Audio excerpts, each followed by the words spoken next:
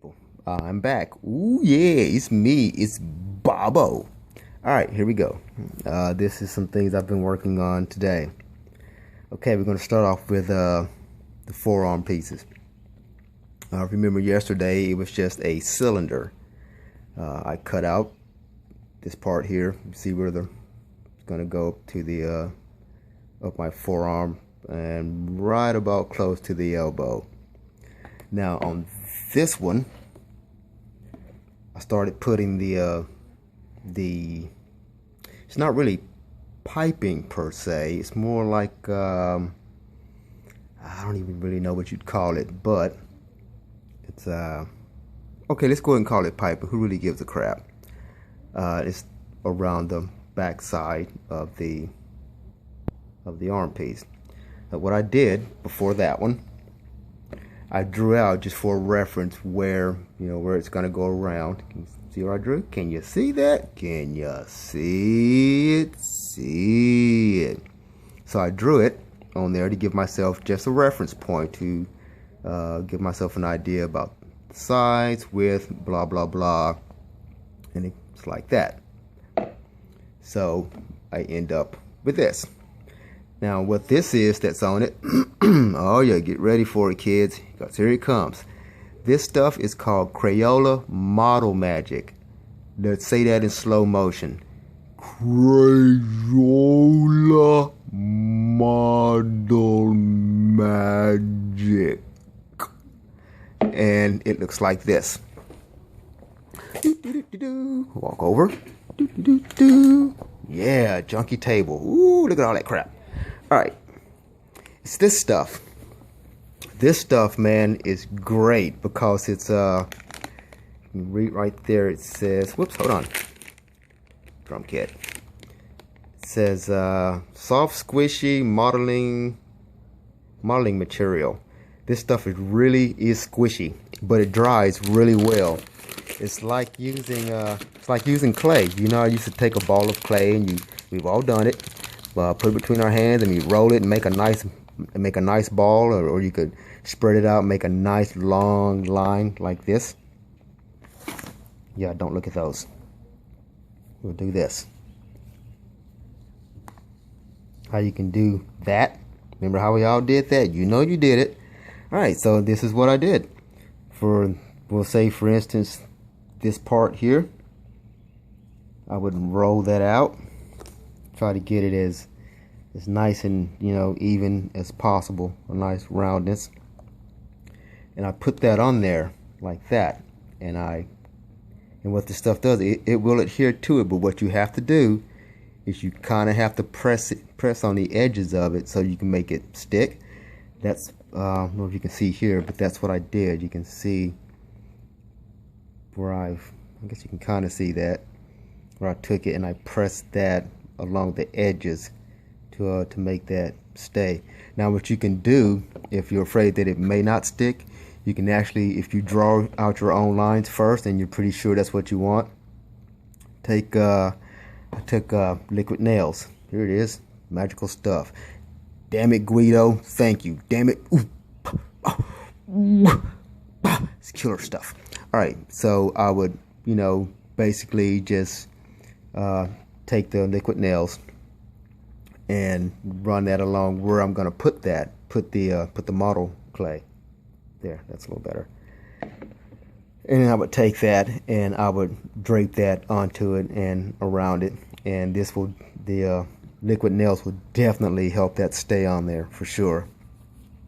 Also, I know a lot of guys use rivets, to hold the pieces in. I didn't use rivets, so what I did is I made it look like, again, here I'm going to repeat that, I made it look like they were rivets, and by doing so, I just took a little piece, made a little ball of it like that, and kind of smashed it down. I'm going to mash it, mash it, mash it. See, and it's a nice circle. And I'll show you why I did that, because I get it to look like this. See? And by the time you actually paint all this, it's going to look like it's a rivet. But what I'm going to do on the inside to make the, once I start assembling it to make it all stay together, is I'm going to use this on the back side, on the inside. And it's definitely going to hold. I've been kind of playing around with this stuff to see how well it holds, and by golly, it's gonna hold. So I'll put a strap, on the back side of it. I'll glue it right to where this little piece is, and and connect it to the next piece, and that's gonna hold it. Also, what I did, oh my god, I dropped one.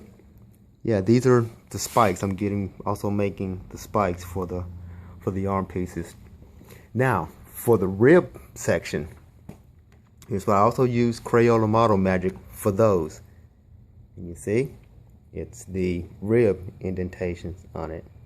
I might need to actually smush those down just a little more. They're standing out a little more than I want. We'll see. But once you paint these, it's gonna look great, and you'll never know the difference.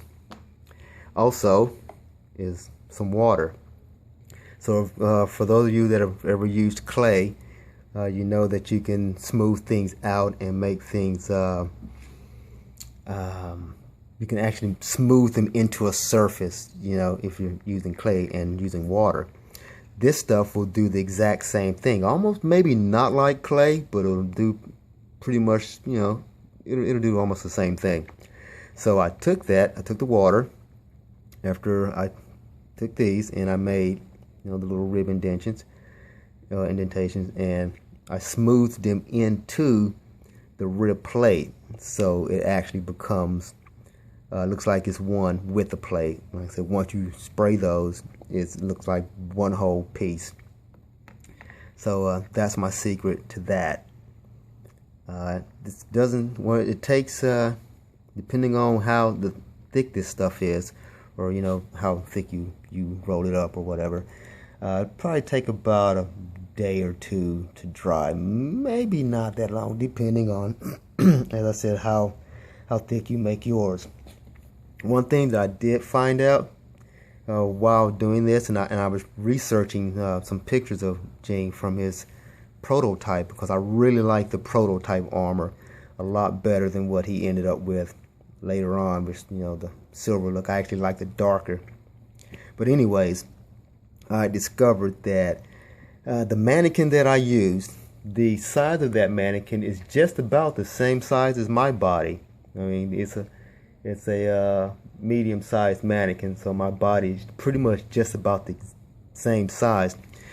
In cutting out the rib plates, my bad, and I want to kick my own self in the ass for it.